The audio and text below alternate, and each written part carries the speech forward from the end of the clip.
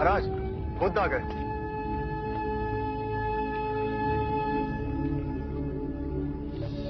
प्रणाम। एक विनती है आपसे। कहिए राजन। पिछले कई दिनों से मेरे स्वप्न में मेरे पिताश्री आ रहे हैं। मैंने ब्राह्मणों से भी इसका अर्थ पूछा तो उनका कहना था कि तुम्हारे पिताश्री को शांति नहीं मिली, उनके लिए पूजा करनी हो, यज्ञ संपन्न करना होगा। आप तो परम ज्ञान का स्वरूप है, तो विनती है आपसे कि पूजा विधि आप ही के हाथों से हो, जो मेरे पिताश्री तक पहुंचे, उन्हें मुक्ति मिले, जीवन मरण के इस चक्र से वो मोक्ष पाले। अवश्य राजन। आप मिट्टी के 2 घड़े मंगवाइए, एक में घी भरवाइए और एक घड़े में कंकड़ पत्थर भरवाइए, और उन दोनों घड़ों के मुंह कपड़े से बंधवा दीजिए और उन्हें लेकर नदी के तट पर आइए। मैं वहीं आपकी प्रतीक्षा करूंगा। मैं भी उसका प्रबंध करता हूं महाराज।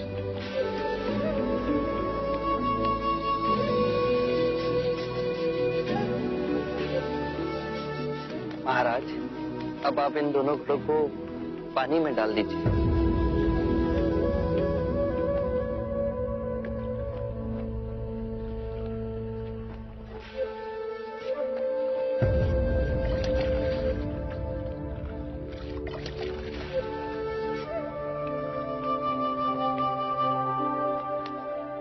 महाराज, अब इन दोनों घड़ों को आप तोड़ दीजिए।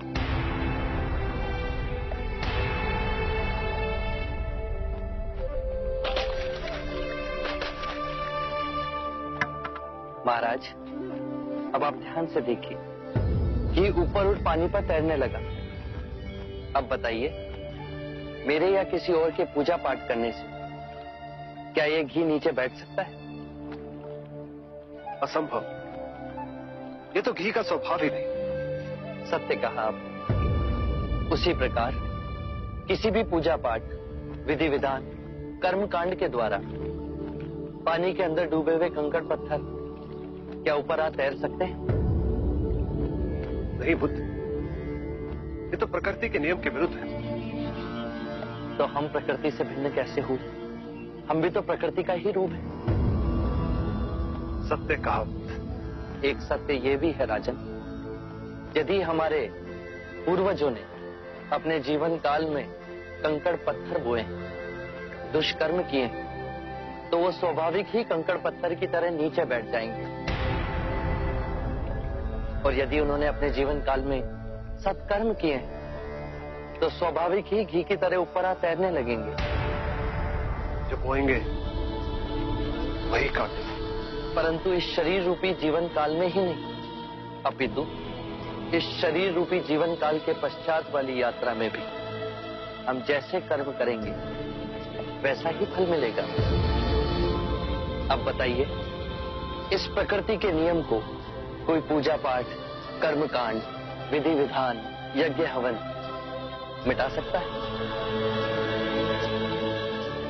राजन, मैं भी इसको नहीं बदल सकता।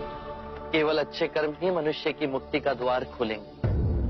एक ऐसी तलवार है आपके हाथ में जो एक क्षण में सारे झूठ काट केवल ज्ञान को प्रकाशित करती है। ना जाने कितने जन्मों और भटकता हूं यदि आपकी कृपा ना होती। इस एक क्षण में आपने अपनी अदृश्य तलवार से मेरे अहंकार का सर भी काट दिया। धन्य है प्रभु।